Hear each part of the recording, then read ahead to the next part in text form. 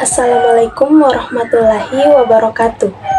Perkenalkan, nama saya Nurul Asmi, mahasiswa semester 1 Universitas Negeri Makassar dengan NIM 2401145020005, Program Studi Sains Informasi Geografi. Saya akan menjelaskan materi bioteknologi konvensional, fermentasi pada tape, mata kuliah biologi dasar. Nah, sebelum membahas lebih jauh lagi mengenai fermentasi, perlu kita ketahui apa itu bioteknologi konvensional.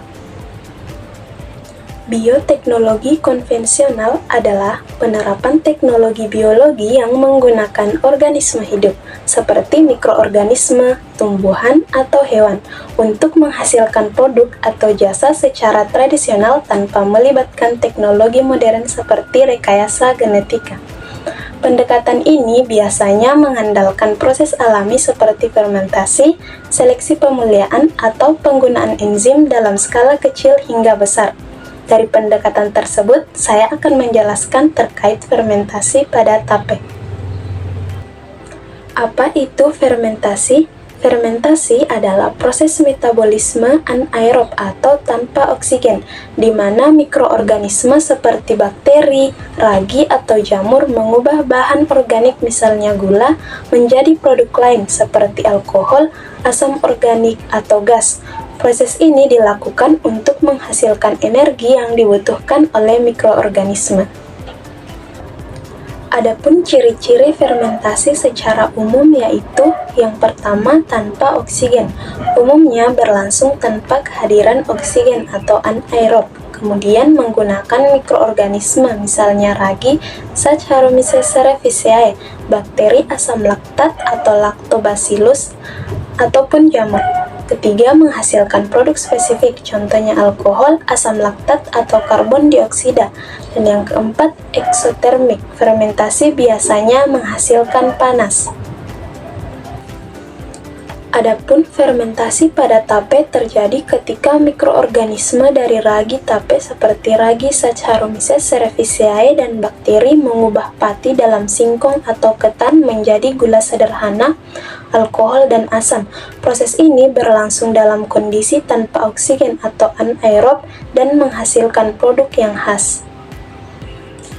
Nah, mula-mula ragi memecah pati menjadi gula sederhana yang kemudian diubah menjadi alkohol dan sedikit karbon dioksida. Selain itu, bakteri asam laktat menghasilkan asam yang memberikan tape rasa sedikit asam. Akibat proses ini, tape menjadi lebih lunak, manis, dan beraroma khas.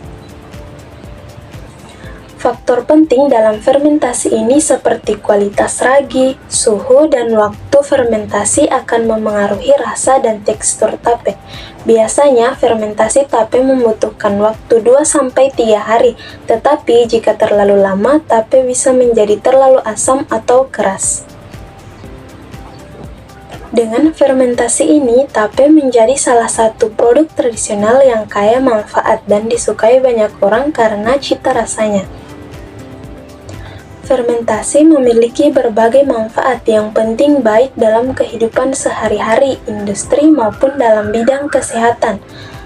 Nah, manfaat yang pertama, peningkatan kualitas makanan. Fermentasi mengubah bahan mentah menjadi makanan dengan rasa dan aroma khas, yang seringkali lebih enak dan mudah dicerna. Misalnya pada pembuatan yogurt, keju, tempe, kimchi, dan tape. Proses fermentasi menghasilkan rasa, asam, tekstur, dan aroma yang berbeda dibandingkan dengan bahan mentahnya. Kemudian yang kedua, pengawetan makanan. Salah satu manfaat utama fermentasi adalah kemampuannya untuk mengawetkan makanan. Mikroorganisme yang terlibat dalam fermentasi mengubah gula dan pati menjadi alkohol dan asam, yang membantu menghambat pertumbuhan mikroba penyebab pembusukan. Contoh produk yang diawetkan dengan fermentasi termasuk cuka, kimchi, tempe, dan sauerkraut. Meningkatkan kandungan gizi. Fermentasi dapat meningkatkan kandungan gizi pada makanan.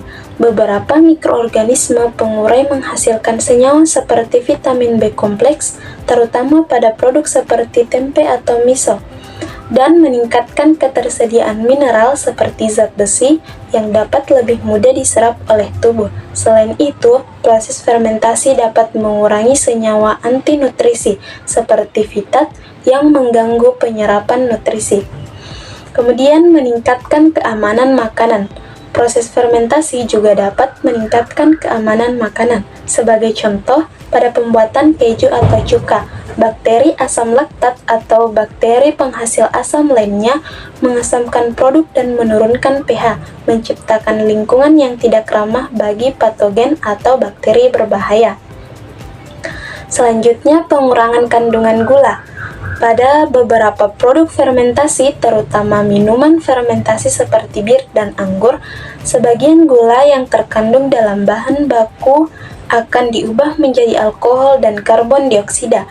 Proses ini tidak hanya menghasilkan alkohol, tetapi juga mengurangi kadar gula dalam produk akhir, menjadikannya lebih rendah kalori. Penggunaan dalam industri bioteknologi. Fermentasi digunakan dalam produksi bahan kimia industri seperti asam amino, enzim, dan biofuel. Misalnya, etanol yang digunakan sebagai bahan bakar dapat diproduksi melalui fermentasi glukosa dari jagung atau bahan organik lainnya. Selain itu, bioplastik yang ramah lingkungan juga dapat diproduksi dengan bantuan mikroorganisme yang difermentasi. Nah, itulah pemaparan materi mengenai bioteknologi konvensional fermentasi pada tape. Semoga apa yang saya sampaikan dapat bermanfaat baik untuk saya pribadi dan teman-teman serta dapat diaplikasikan dalam kehidupan sehari-hari. Akhir kata, Assalamualaikum warahmatullahi wabarakatuh.